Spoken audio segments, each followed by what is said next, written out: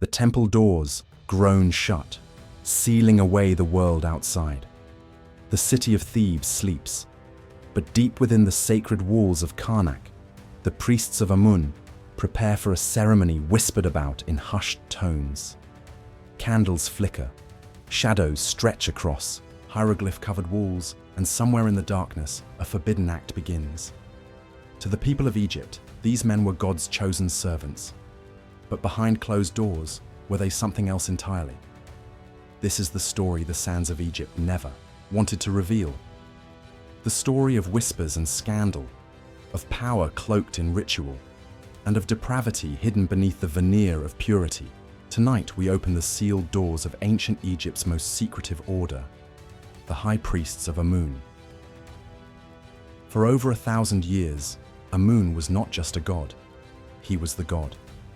His temple in Thebes, the great Karnak complex, was one of the largest religious centers in the world. And at its heart stood a man more powerful than any priest in history, the High Priest of Amun. To the pharaoh, he was a loyal servant. To the people, a mediator between humanity and divinity. But to his rivals, he was something far darker. A kingmaker, a manipulator, a man whose hands were not as clean as the sacred waters of the Nile suggested. And so, accusations began to swirl, that these priests, sworn to purity, shaven of all hair, forbidden from indulgence, secretly indulged in the very taboos they preached against. Rumors of women smuggled into sacred chambers, whispers of fertility rites crossing into forbidden pleasures, allegations of drunken rituals, orgiastic feasts, and sacred prostitutes serving in the name of Amun. Were these truths, or simply political weapons crafted to stain their holy robes with scandal? The ancient world was no stranger to sexual rumor. When power became absolute, scandal became inevitable. In Rome, emperors were accused of orgies and incest.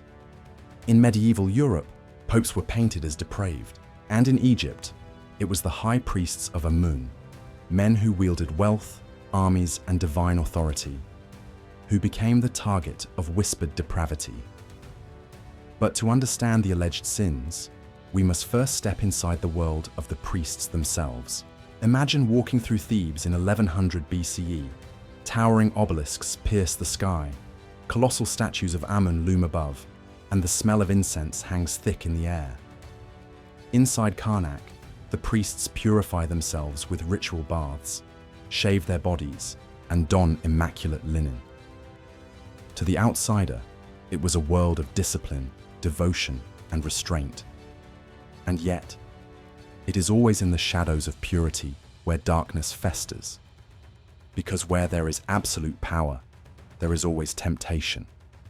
And, for the priests of Amun, temptation meant more than just personal indulgence. It meant control. It meant blackmail. It meant the ability to bind or break rulers through scandal. Were their sexual practices acts of devotion, corruption, or manipulation? The truth lies buried in the sands of rumor, propaganda, and forbidden rites. And this is where our journey begins. But the real shock was yet to come. In every civilization, power has always had a shadow twin: desire. Kings, emperors, priests. They understood that control over the body often meant control over the mind. And in ancient Egypt, no institution embodied that truth more than the Temple of Amun. The high priests projected an image of ritual purity. Their bodies were shaven, their diets restricted, their nights supposedly untouched by desire. To the people, they were holy men set apart from the filth of human weakness. But absolute denial breeds suspicion, and suspicion once seeded grows into scandal. The very restrictions meant to keep them pure also created the allure of secrecy. If they were forbidden from indulgence, then surely, whispered the people, they must have indulged in private. This was the paradox of the priesthood. The stricter the vow, the darker the imagination. And in that imagination, the high priests of Amun became more than holy men. They became symbols of hidden lust, men who used intimacy not as devotion, but as a weapon. Because sex, in the ancient world, was never just about pleasure, it was about power. The pharaoh took wives to cement alliances. Concubines and mistresses could topple dynasties, and rumors of forbidden liaisons could destroy reputations faster than any blade. The priests knew this, and whether or not they practiced the acts whispered about them, they certainly understood their value. Consider the god's wife of Amun, a title often held by royal women. Ostensibly, she was married to the god, dedicated in purity and ritual. But her presence at Karnak tied the royal family to the temple. Was this a sacred union, or a political marriage bed disguised as ritual? To outsiders, the relationship between priesthood and royal women was ripe with scandal. To rivals, it was proof of carnal corruption dressed in holy linen. And what of the chantresses, women who sang to Amon during temple rites? Their role was spiritual, but to the suspicious, it was suggestive. If women could enter the temple to serve, might they also have been companions to the priests in the darkened halls of Karnak? Here lies the power of rumor. What cannot be proven can still be believed, and what is believed can still destroy. But beyond rumor was something more insidious: psychology. By controlling sexuality, by declaring what was forbidden, what was sacred, and what was punishable, the priests controlled the very fabric of Egyptian society. Adultery, virginity, fertility, even the right to pleasure. All of these could be defined, judged, and condemned within the shadow of the temple. To control desire was to control people, and few institutions mastered this art like the cult of Amun. So the paradox grew sharper. Priests who forbade desire in others were accused of indulging in it themselves. Men who demanded purity from their followers were whispered to be the most impure of all. And in that tension, between denial and indulgence, between sacred duty and forbidden temptation, the High Priests of Amun became not just servants of the gods, but gatekeepers of taboo itself. But rumors were only the beginning. Soon, scandal would erupt, and Egypt would never look at its priesthood the same way again. Power in Egypt was supposed to flow from the pharaoh, the living god on earth. But by the late New Kingdom, around 1100 BCE, that balance of power shifted, and, not toward the throne, it shifted south to Thebes into the hands of the High Priests of Amun. One man symbolized this transformation: Herihor, a former military commander who rose through the ranks to become High Priest of Amun. On temple walls, he had himself depicted not just as a priest, but as a pharaoh, wearing the royal crowns, performing kingly rituals, issuing decrees in the name of both Amun and himself. For the first time in Egyptian history, a priest dared to eclipse the Pharaoh's authority, and when one man accumulates that much power, the rumors always follow. Ancient whispers accused the priesthood of siphoning off temple wealth, hosting secret banquets in Karnak's inner courts, and indulging in pleasures forbidden to ordinary men. To the common people, the temple became less a house of the gods and more a palace of secrecy. The scandal deepened with the role of the god's wife of Amun. Traditionally, this was a royal woman, often a daughter or sister of the pharaoh, who performed sacred rituals as the symbolic bride of the god. But with Herihor and his successors, the god's wife became more than ceremonial.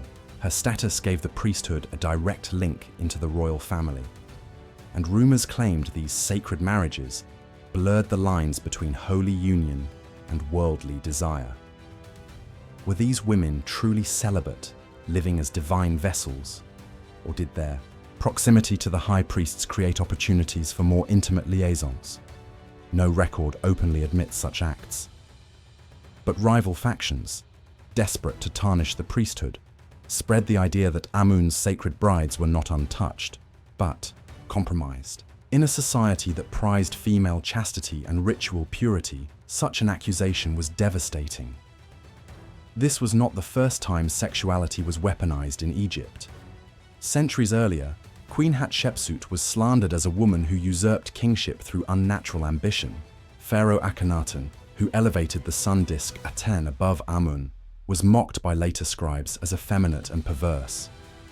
The High Priests of Amun inherited the same poisoned dagger of scandal, a tool sharpened by rivals, enemies, and political opportunists. And yet, beneath the rumors, the truth was undeniable. The High Priests were no longer mere servants of the Pharaoh. They commanded armies. They controlled vast estates of farmland.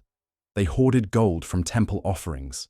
In Thebes, Herihor ruled as a king in all but name. And when a man rules as king, every aspect of his life, his meals, his rituals, his bed, becomes the subject of obsession. The alleged scandals of Herihor and his successors did not just stain their reputations. They shook Egypt itself. As whispers of depravity spread, loyalty to the pharaoh in the north faltered. The pharaohs of the north still held the throne, but in the south, the priests had become kings in all but name.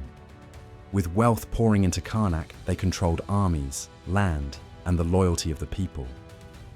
Yet what truly cemented their grip was not soldiers or gold. It was something more intimate, their ability to bind themselves to the royal bloodline through the god's wife of Amun. This title, often given to a pharaoh's daughter, was one of the most powerful positions a woman could hold in Egypt. She performed sacred rituals, directed temple estates, and was considered the spiritual consort of the god himself. But in the hands of the priesthood, the role became a political chess piece. By binding these royal women to the temple, the priests tightened their hold on Pharaoh's family itself. And here, the rumors grew darker. Rivals accused the priests of using these sacred brides not only as symbols of divine marriage, but as pawns in their own games of lust and control. Was the god's wife truly the untouched consort of a god?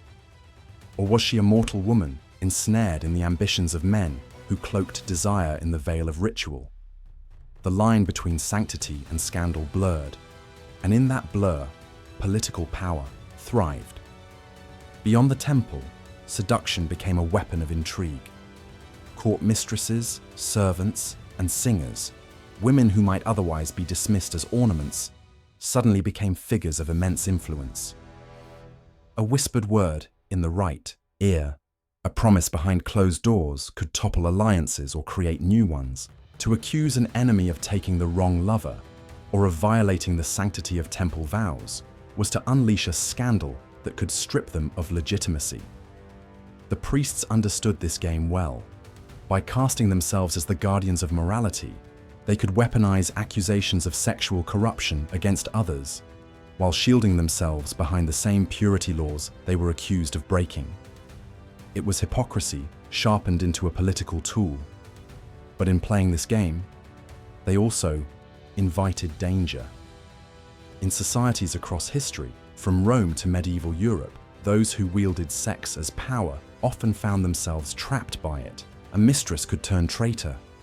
A rumor could spiral beyond control. A scandal meant to destroy a rival could instead consume its maker. And so it was in Thebes. The same priests who rose to kingship through whispered alliances and sacred unions found themselves ensnared by the very tools they wielded. Accusations of depravity did not vanish.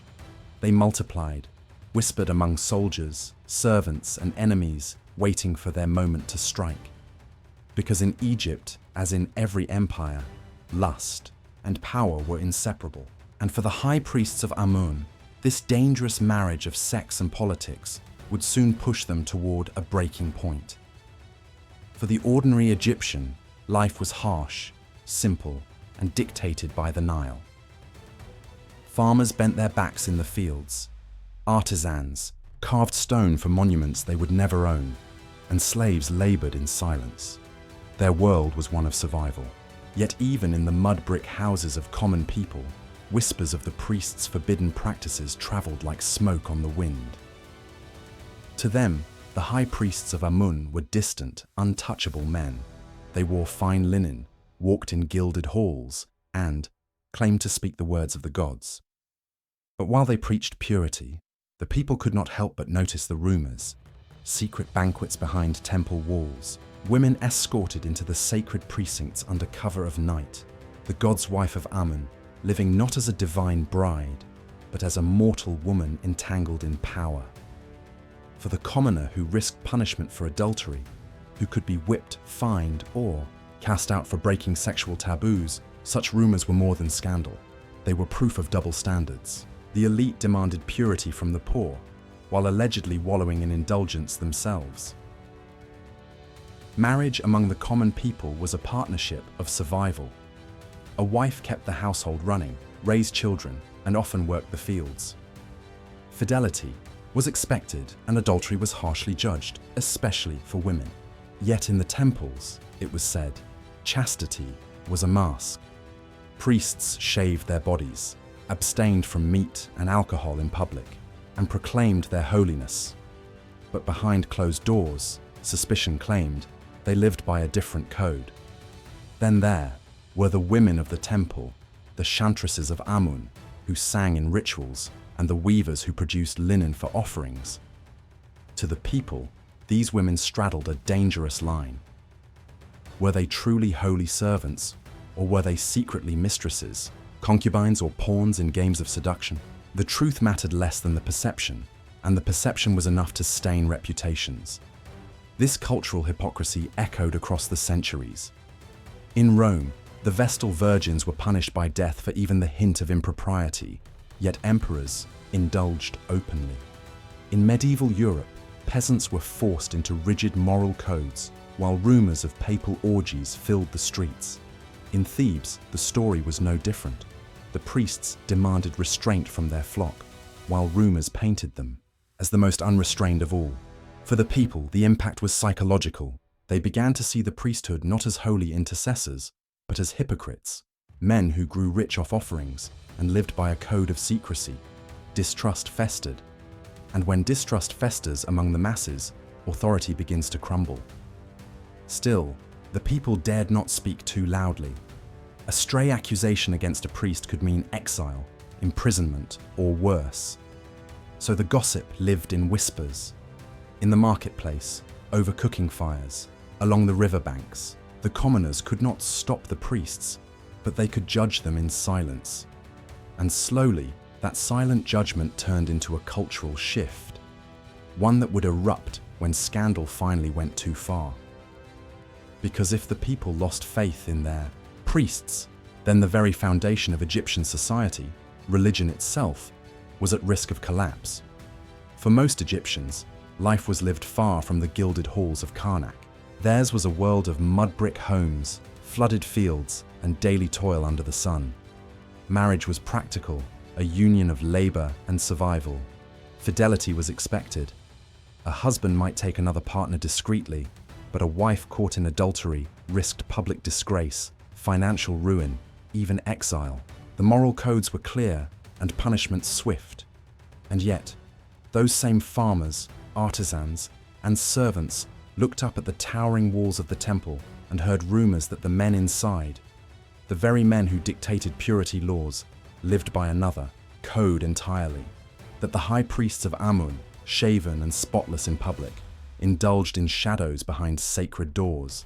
The whispers spread in marketplaces, on the riverbanks, during festivals when wine loosened tongues. "Have you heard?" they would ask. "The priest who tells us to live clean, he does not live clean himself." The people had no proof, but they had suspicion. And in a society where religion governed every aspect of existence, suspicion was corrosive. One rumor in particular unsettled the common folk: the role of the god's wife of Amun. She was supposed to be the chaste bride of the god, devoted only to ritual. Yet she lived within the same walls as the priests, held immense estates, and commanded wealth. Could she truly remain untouched? Or was she, like any other woman in power, vulnerable to manipulation? The very question scandalized the streets. To a farmer's wife who risked everything for infidelity, the idea that Amun's divine bride might be compromised struck at the heart of faith itself. Then there were the chantresses of Amun, women who sang hymns in the temple, often daughters of noble families. Their voices were sacred, their presence holy. But to the gossiping crowd, their beauty was dangerous. If they could sing to the gods, might they also sing in the ears of priests? The line between devotion and temptation was thin, and the people filled the gap with imagination. This double standard ate away at Egyptian society. The elite dictated morality while allegedly breaking it. The priests demanded purity from the poor, but the poor believed their masters indulged in secret excess. Such hypocrisy is timeless. In Rome, emperors feasted while the masses starved. In medieval Europe, peasants were bound by church law, while whispers of papal orgies spread like wildfire. In Thebes, the contradiction was embodied by the priests of Amun, guardians of ritual, yet accused of being prisoners of desire. The result was not open rebellion, not yet, but a quiet fracture spread through daily life. Respect became tinged with suspicion. Obedience became hollow, and while the people still bowed their heads in ritual, they began to raise their eyebrows in doubt. In the fragile balance of ancient Egypt, that doubt was dangerous, because once faith in the priesthood was shaken, the very foundation of kingship and divinity began to crack, and it was only a matter of time before one scandal would push Egypt past the point of no return. For decades, the High Priests of Amun walked a razor's edge, projecting holiness in public while rumors of indulgence swirled in private. But history always punishes excess, and in Thebes, the weight of scandal eventually became too heavy to bear. The breaking point came during the reign of Ramses V, Egypt's last ruler of the new kingdom. His authority in the north was already fragile. In the south, Herihor and his successors ruled Thebes with unchecked power. They commanded armies, controlled land, and hoarded temple wealth. To many, the pharaoh had become little more than a figurehead, while the priests lived like kings. Then came the whispers that could not be ignored. Stories of women smuggled into the sacred chambers. Allegations that the god's wife of Amun, the divine bride of the god, was compromised. Gossip of feasts held in the sanctuaries where only gods should dwell. Whether true or not, the scandal spread like wildfire, carried by servants, soldiers, and merchants. The tipping point was not just moral, but political. Ramses V feared that the priesthood had grown too powerful. His suspicion sparked the event later called the Misstitute, the Renaissance period, a desperate attempt to reset Egypt's fractured power, but it was already too late. Thebes no longer looked to the pharaoh for leadership. They looked to the priests, even as they whispered of their corruption. And in this volatile atmosphere, the unthinkable happened.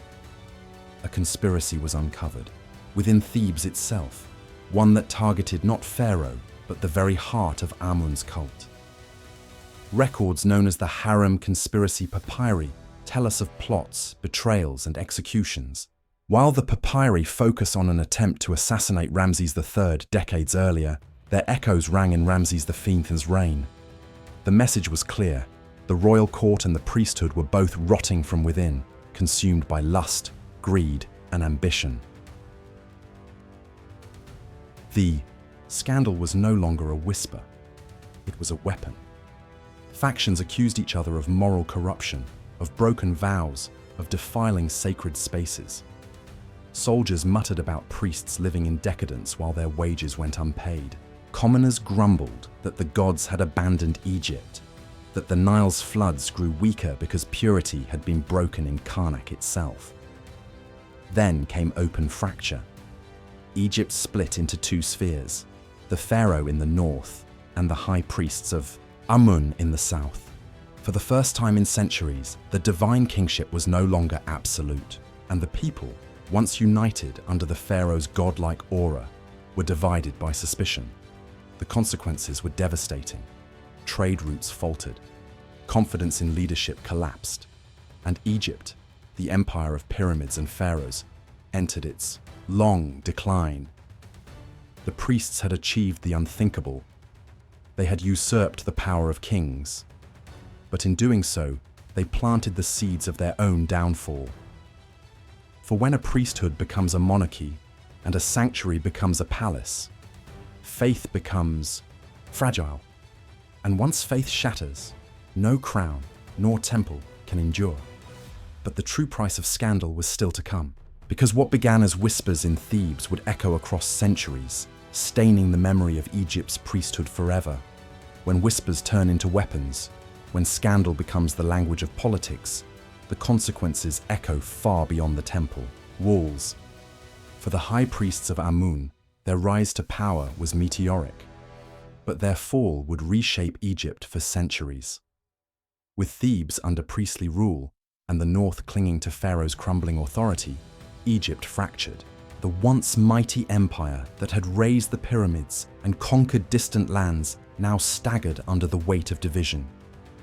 The high priests had achieved what seemed impossible. They had eclipsed Pharaoh himself. But their triumph was poisoned. The more power they seized, the more corruption they were accused of. And with every rumor of indulgence, every accusation of impurity, the people's faith cracked a little more. The consequences were both immediate and enduring. Economically, temple wealth, once meant to serve the gods, was diverted to sustain armies and priestly courts. Politically, Egypt splintered into rival powers, paving the way for Libyan warlords and foreign dynasties to claim the throne. Spiritually, the very heart of Egyptian religion weakened. If the priests of Amun, the holiest men in the land, could be accused of such depravity, then who was left to guard the sacred order? But perhaps the most lasting consequence was not material, but psychological. In the centuries that followed, the image of the Egyptian priesthood was forever tainted. Greek historians like Herodotus described Egyptian temples as centers of both wisdom and corruption. Roman writers sneered at the rituals of the Nile, painting priests as hypocrites cloaked in linen. And Christian chroniclers went further still, branding pagan cults as dens of sexual sin, orgies, and blasphemy. The accusations may not have been true, but they stuck. Archaeology offers us no proof of secret orgies in Karnak. What it does show is equally telling. Inscriptions of purity laws carved in stone, demanding priests shave, bathe, and abstain from sex. These laws were strict, almost impossible to uphold flawlessly. And so the very rigidity of the system fueled suspicion. The stricter the vow, the more titillating the imagined transgression. The impact of this perception extended far beyond Egypt. In medieval Europe, when chroniclers sought examples of pagan corruption, they pointed to Egypt's priesthood. In modern times, popular imagination, fueled by novels, films, and occult fantasies, has recast the high priests as shadowy figures of excess and decadence. They live in our minds not as humble servants of Amun, but as symbols of forbidden, indulgence cloaked in holiness. That is their true legacy. Not the wealth they controlled, not the armies they commanded, but the rumors so powerful they outlived the empire itself. Egypt, once united under the divine authority of Pharaoh, never fully recovered from this fracture. The age of the god-kings had ended, and in its place rose a cautionary tale. That when sacred power is corrupted, when purity is doubted, an entire civilization can collapse under the weight of scandal. But perhaps the darkest truth is this: the whispers never died. They still haunt us today, reminders that even the holiest institutions can be brought down by desire, rumor, and taboo. The story of the High Priests of Amun is more than a tale of temples and rituals. It is a story of power, of how desire, rumor, and taboo can fracture even the mightiest civilization. For centuries, these priests were seen as the holiest of men, guardians of purity who stood between mortals and the divine. Yet their very power bred suspicion. Were they saints or sinners in disguise? Were the whispers of sexual corruption born from truth, or were they the deadliest political weapons of their age? The evidence is murky, buried under layers of stone and centuries of propaganda. But the impact is clear. Once doubt entered the temple, Egypt's unity began to unravel. And this is not just an ancient story. History repeats itself. In Rome, Emperors were accused of orgies and incest, their reputations shattered by whispers. In medieval Europe, the Vatican became entangled in accusations of corruption and lust. In every age, when religious or political power grows too absolute, scandal follows. Sometimes it is real, sometimes it is imagined, but always it is destructive. Even in our modern world, we have seen echoes of Karnak's whispers. Political leaders undone by hidden affairs, religious institutions shaken to their core by sexual scandal, celebrities, corporations, entire governments, brought low not by armies but by rumor, exposure, and taboo. The lesson is timeless. Where there is secrecy, where there is unchecked power, there will always be suspicion, and suspicion alone can topple empires. The High Priests of Amun left behind towering monuments and sacred hymns carved in stone, but their true legacy is more haunting. The idea that no institution is untouchable, that holiness, once doubted, becomes corruption, and that a single whisper in the dark can bring down a god. So we are left with questions. Did Herihor and his successors truly indulge in forbidden rituals? Or were they victims of the oldest political weapon in history, scandal? Did the god's wife of Amun live as a pure bride of the divine, or as a pawn in a game of lust and ambition? We may never know. The sands of Egypt keep their secrets well, but perhaps that is what makes the story endure. It is not the answers, but the uncertainty that keeps us looking back at the temple walls of Thebes, wondering what truly happened when the doors closed and the candles burned low. And so we return to the question that has haunted history for 3,000 years. Were the High Priests of Amun holy men? Or were they deceivers cloaked in linen?